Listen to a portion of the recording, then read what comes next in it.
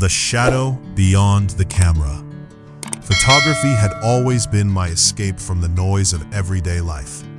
While most people preferred crowded cities and bright lights, I searched for places where the sky was untouched by civilization.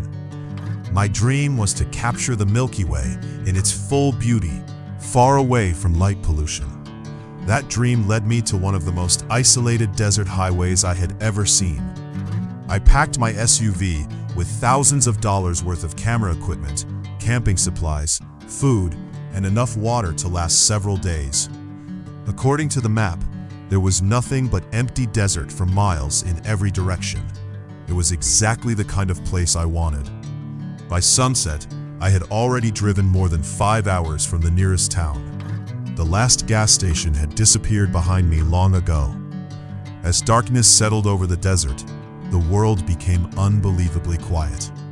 I pulled onto a dirt road that stretched away from the highway and drove another 30 minutes before finding a flat clearing. It was perfect. There were no buildings, no lights, no sounds, only endless darkness beneath a sky filled with stars. I unloaded my tripod and camera, then carefully adjusted the settings for long exposure photography. When shooting stars at night, photographers increase the camera's ISO to capture details invisible to the human eye. As I slowly turned the setting higher, the camera's screen began revealing the landscape in front of me. At first, everything looked normal. Dry bushes, rocky ground, a few scattered cactus plants. Then, something appeared. About 40 feet away stood what looked like a human figure. It wasn't moving. It wasn't glowing. It simply stood there. I looked up from the camera. Nothing. The darkness was so complete that I couldn't even see the bushes anymore. Confused, I looked back at the screen. The figure had vanished. A chill ran through my body.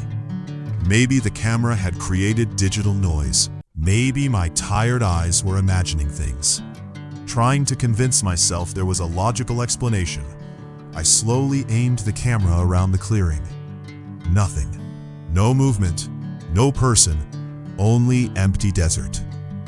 Still, the uneasy feeling refused to disappear. Every instinct told me it was time to leave. I packed the tripod in record time, threw my equipment into the SUV, and drove back toward the main highway. I told myself I would return after sunrise. That seemed much smarter. Around midnight, I parked beside the highway to sleep inside my vehicle. I covered every window for privacy, locked every door twice, and crawled into my sleeping bag.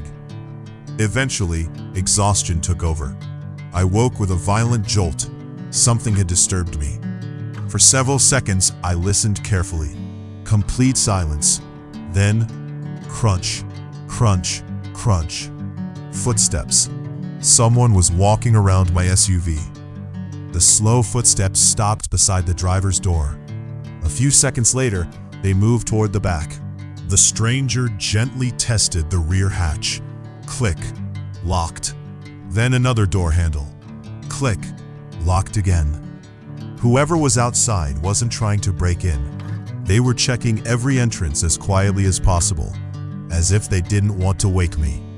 My heart pounded so loudly, I was afraid the person outside could hear it. The footsteps stopped. Everything became silent again. 1 minute passed, then another. 5 minutes. 10. I began wondering if the stranger had left. Very carefully, I peeled back one corner of the windshield cover. At first, nothing. Then I nearly screamed. A tall figure stood only inches away from the glass. It wasn't moving. It wasn't blinking. Its face remained hidden by darkness. Only two pale eyes stared directly toward me. I instantly dropped the cover. Every instinct screamed one word: run. Without making another sound, I reached for my keys. The engine roared to life. At that exact moment, the figure rushed toward the windshield. Its face suddenly filled the corner of the glass. For only a split second, I saw deep-set eyes and a wide, unnatural smile before I slammed the accelerator. Gravel exploded beneath the tires as the SUV shot onto the highway. I didn't slow down. I didn't look back. For the next 3 hours, I drove until the first lights of a small town appeared in the distance.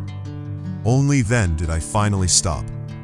I parked beneath the bright lights of a gas station and sat in silence, trying to process everything that had happened. When the store clerk asked if I was okay, I realized I was still shaking. I reported the incident to the local sheriff the following morning. Several deputies searched the area where I had camped. They found tire tracks, my footprints, nothing else. No footprints around my vehicle. No signs that anyone had walked through the desert. Some people tell me I imagined everything because I was tired. Others believe it was just another traveler. Maybe they're right, but one detail has never left my mind. Before I packed my camera away that night, I checked the last photograph stored on the memory card. The picture showed the empty desert exactly as I remembered it, except for one thing. Standing in the center of the frame was the same dark figure, closer than before, and this time it was smiling.